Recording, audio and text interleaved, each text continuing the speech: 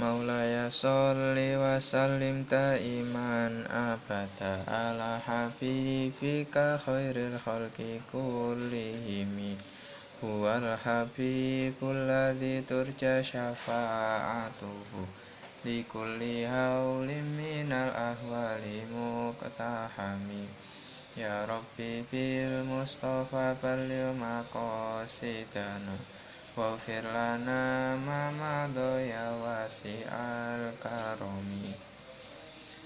Assalamualaikum warahmatullahi wabarakatuh. Bismillahirrahmanirrahim.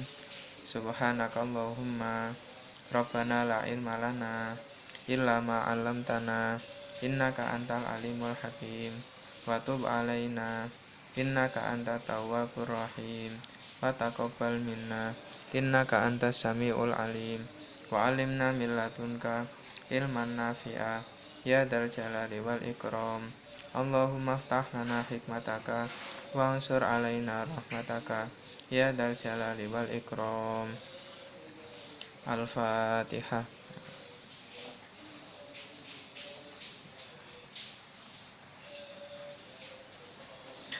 Bismillahirrahmanirrahim. Alhamdulillahirabbil alamin wa bihi nasta'in wa ala umuri dunya waddin. Wassalatu wassalamu ala Rasulillah sayyidina Muhammadin. Qala mu'allif rahimallahu ta'ala wa nafa'ana bihi wa bi ulumihi wa amadana bi asrarihi wa ata alaina fid dharaini amin ya rabbal alamin. Untuk pertemuan kali ini yang akan kita bahas adalah faslun wa man syariba khamron, atau bab yang menjelaskan tentang minuman keras. Jadi apa itu minuman keras dan apa risiko yang harus diterima bagi orang yang sudah meminum minuman keras dan sebagainya. Sebelum itu kita maknani terlebih dahulu. Bismillahirrahmanirrahim. Faslun ayhada utawi iki ku faslun ana fasal siji. Waman utawi sapane uwong. Waman utawi sapane uwong iku syariba ngombe sapa man. Iku syariba ngombe sapa man, minum. Khamron ing khamr au syaroban utawa inuman. Au syaroban utawa inuman muskiron kang mendemi. Muskiron kang mendemi. Muskiron kang mendemi. Loh, apakah beda khamron sama syaroban muskiron? Beda. Kalau dalam kitab itu diterangkan bahwa khamron adalah minuman yang terbuat dari perasan anggur yang basah.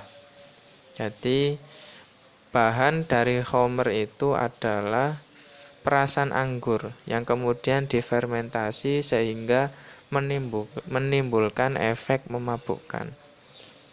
Nah, kalau syaroban muskiron ya berarti selain anggur bisa dari perasan kurma, bisa dari perasan tape atau dari perasan siwalan. Makanya kalau di Indonesia ada yang namanya tua, ada yang namanya nopo, yang dan lain-lain itu. Jadi bentuk minuman yang memabukkan itu asal menimbulkan efek mabuk, berarti itu dinamakan syaroban muskiron. Syaroban muskiron. Kalau khamr berarti itu terbuat dari anggur basah atau kurma yang diperas kemudian difermentasi. Itu kalau diminum sehingga menimbulkan efek memabukkan. Lah itu yang enggak boleh. Itu yang enggak boleh.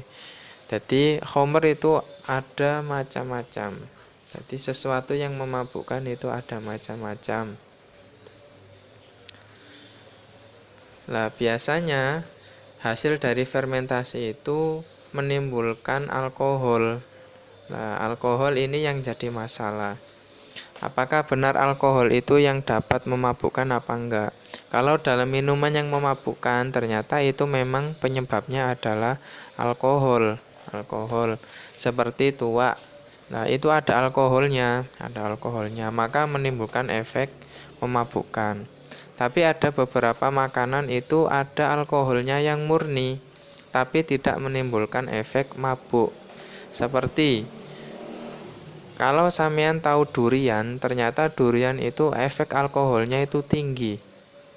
Tapi ketika durian itu dimakan, itu tidak menimbulkan efek mabuk. Jadi kita makan durian itu nggak apa-apa, meskipun di sana ada kandungan alkoholnya. Jadi seperti itu. Jadi ada alkohol yang bisa memabukkan, ada alkohol yang tidak memabukkan. Bahkan ada yang itu menjadi medis, seperti hand sanitizer sampean itu mesti ada alkoholnya. Hand sanitizer dan lain-lain. Seperti alat-alat kedokteran. Jadi seperti itu. Pak, gimana seumpama ada minuman keras, bir, merek minuman keras, tapi di sana ada tulisannya 0% alkohol. Ya nggak apa-apa, asal itu beneran tidak ada alkoholnya, tidak ada alkoholnya. Jadi seperti itu. Jadi diingat-ingat, pokoknya ada sesuatu yang memabukkan itu termasuk khamr.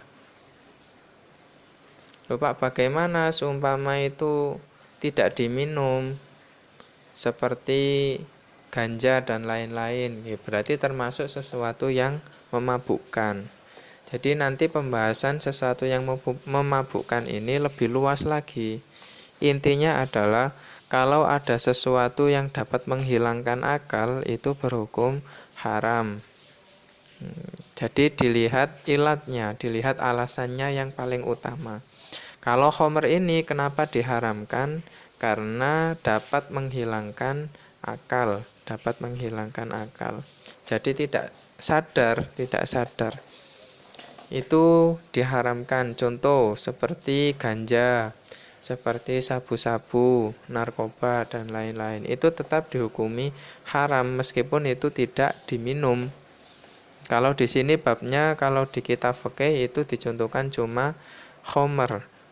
Karena contohnya cuma itu. Kalau sekarang kan sesuatu yang dapat menghilangkan akal itu bermacam-macam. Contoh yang paling gampang ngelem. Jadi lem dihirup ya itu haram karena dapat menghilangkan akal. Nah, dalam sejarahnya itu kita bahas sejarah. Khamr diharamkan itu bertahap. Jadi dakwah Islam itu bukan langsung diharamkan tapi bertahap. Jadi pertama itu ada ayat yang turun bunyinya seperti ini. Wa min samaratin nakhili wal a'nabi tatakhiduna minhu sakaro wa rizqan hasana inna fi dzalika laayatan liqaumi yaqilun.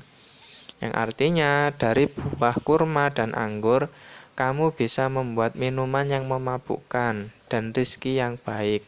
Sesungguhnya pada yang demikian itu benar-benar terdapat tanda bagi orang yang berakal. Nah, ayat ini turun itu ketika khamr belum diharamkan. Karena bagi orang Quraisy dulu, ketika Nabi Muhammad berdakwah, khamr itu nggak bisa dipisahkan dari orang-orang setempat. Jadi ketika Nabi berdakwah nggak bisa langsung diharamkan. Pada tahap kedua ada ayat yang turun. Yas'alunaka 'anil khamri wal maisir qul fihima ismun kabir wa manafi'u linnas wa ismuhuma akbaru min naf'ihima. Mereka bertanya kepadamu Nabi Muhammad tentang khamr dan judi. Maka katakanlah pada mereka bahwa keduanya itu terdapat dosa besar dan beberapa manfaat bagi manusia. Tetapi dosa keduanya lebih besar daripada manfaatnya. Ismuhuma akbaru min nafihima. Dosanya itu lebih besar daripada kemanfaatannya. Nah, ini mulai tahap bahwa khamr itu memiliki dosa, meskipun ada sedikit manfaatnya. Tapi dosanya itu lebih besar. Nah, kemudian pada tahap ini ternyata lebih parah. Karena saat itu, jadi khamr belum secara mutlak diharamkan. Maka ada salah satu sahabat itu ketika mengimami subuh, kalau nggak salah waktu subuh ngimami. Nah, ayat yang dibaca itu kebalik. Ayatnya yang dibaca itu qul ya ayyuhal kafirun a'budu ma ta'budun. Jadi kalau diartikan nggih salah. Hai orang-orang kafir, aku akan menyembah apa yang kamu sembah. Nah, seketika itu, karena imamnya berefek setelah mabuk. Jadi dalam kondisi mabuk kemudian ngimami, kok ayat yang dibaca salah. Maka turun ayat, ya ayyuhalladzina amanu la taqrabus sholata wa antum sukaro hatta ta'lamu ma taqulun wala junuban illa abiri sabilin hatta tagtasilu. Hai orang-orang yang beriman, janganlah kamu sholat sedangkan kamu dalam keadaan mabuk, sehingga kamu mengerti apa yang kamu ucapkan. Jadi karena salah ngimami model kayak gitu, disebabkan gara-gara mabuk, maka turun ayat ini la taqrabus sholah wa antum sukaro. Jangan kamu mendekati sholat sedangkan kamu dalam keadaan mabuk. Nah, ternyata kejadian imam yang berkali-kali seperti itu. Jadi ada sahabat mabuk terus ngimami, sahabat mabuk ngimami lagi. Jadi karena seringnya proses seperti itu, maka turun ayat tahap yang keempat, tahap terakhir, yakni ayat ya ayyuhalladzina amanu innamal khamru wal maisiru wal ansabu wal azlamu rijsum min amali syaiton fajtanibuhu la'allakum tuflihun.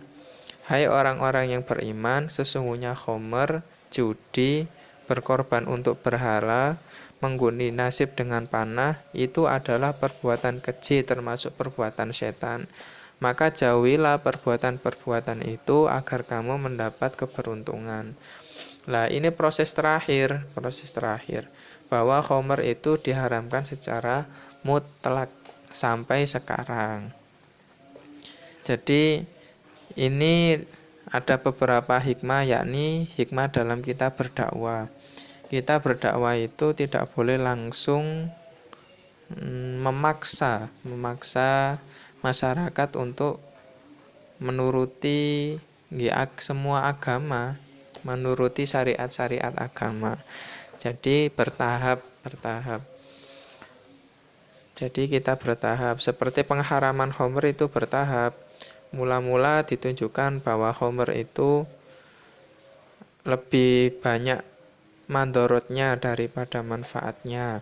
Kemudian ada larangan keras, nggak boleh sholat ketika dalam keadaan mabuk. Yang terakhir, bahwa khamr itu diharamkan secara mutlak. Kalau zaman dulu adanya cuma khamr, kalau sekarang sesuatu yang dapat menghilangkan akal bermacam-macam. Jadi sama saja. Nah, apa konsekuensinya kalau ada seseorang yang telah minum khamr atau melakukan sesuatu sampai dia kehilangan akal? Maka kembali ke kitab yuhaddu mongko dihad sapa syarib. Yuhaddu mongko dihad sapa syarib. Syarib itu orang yang minum. Jadi syaribaya syrobu wa masyroban fahuwa syaribun. Jadi orang yang minum. Dihad itu dihukum. Arba'ina kelawan 40 cambukan. Waya juzulan wenang sopo imam. Imam itu berarti presiden. Kalau presiden biasanya diserahkan oleh hakim. Nah, nanti hakim untuk pelaksanaannya biasanya ada bagian penghukumannya. Waya juzulan menang sopo imam aya belugo yento banget-bangetake sopo imam. Bihi kelawan had. Samanina kelawan 80 cambukan. Ala wajihi ta'ziri ing ngatasé arah-arah ngapokake. Ngapokake itu menjera, menimbulkan efek jera. Jadi sampai si pemabuk tadi, si peminum tadi takut untuk mengulanginya lagi. Jadi itu takzir. Jadi hukumannya bagi orang yang mabuk itu dicambuk sebanyak 40 kali. 40 kali. Jadi cambuknya 40 kali. Bagi orang yang merdeka, 40 kali. Kalau ada budak yang minum, ya berarti setengahnya lagi. Lah hukuman ini bisa diberatkan oleh imam yang membuat keputusan, imam atau hakim. Diberatkan 80 kali. Lah pendapat ini maka diperkenankan mengurangi dari tambahan tersebut. Jadi gini, batas minimal itu 40. Itu bisa ditambah. Lah, ketika sudah 80 maka itu boleh dikurangi jadi 60 atau 50. Pokok batas minimalnya itu 40. Lah, kenapa kok 80? Lah, ini kejadiannya pas waktu di zaman Sayyidina Umar. Pas waktu Sayyidina Umar memerintah, lah itu hukumannya ditambah 40 karena untuk menimbulkan efek jera. Jadi peminum tadi agar tidak mengulanginya lagi. Jadi itu hukumannya 40 cambukan atau bisa dilebihkan lagi sehingga menjadi 80 cambukan. Lanjut, wayajibu lan wajib alaihi ing atase syarib. Bi ahadi amro ini kelawan salah sijine perkara loro.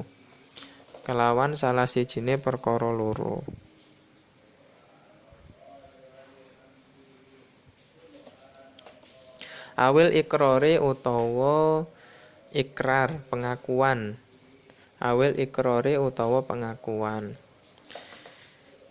Jadi hukuman itu ditetapkan kepada orang yang meminum minuman keras dengan salah satu dua perkara, yaitu dengan saksi. Maksudnya 2 orang laki-laki yang bersaksi atas perbuatan seseorang yang meminum minuman yang telah disebutkan.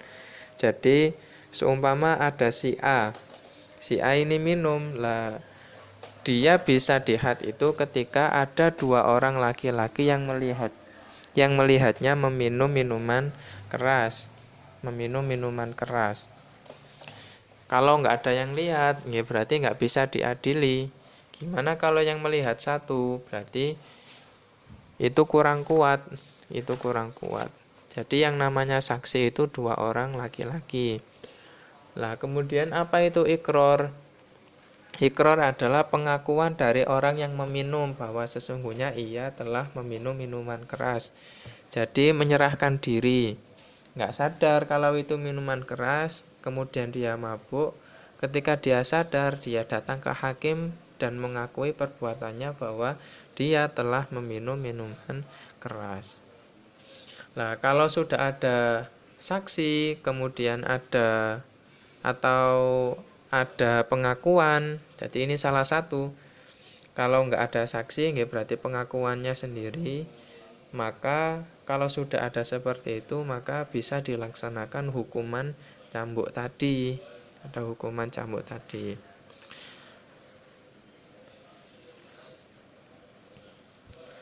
Gimana seumpama saksinya itu perempuan?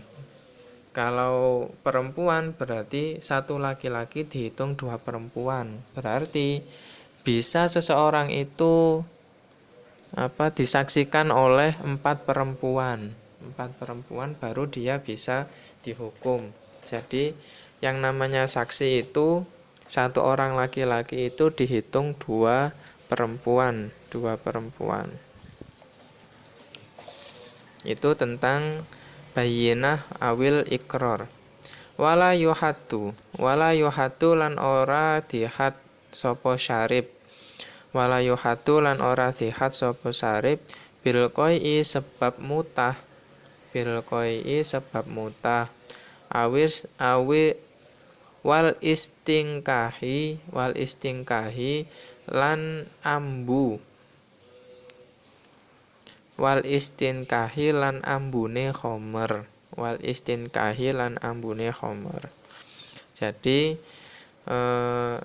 ketika ada seseorang minum minuman keras, kemudian dia memuntahkan semua khomer tersebut, maka dia terbebas dari hukuman had syarbul khomri tadi. Syarbul khomri. Jadi seperti itu. Ketika ada orang minum kemudian muntah, jadi semua khomernya dimuntahkan sehingga dia tidak jadi mabuk, maka dia tidak terkena hukuman cambuk.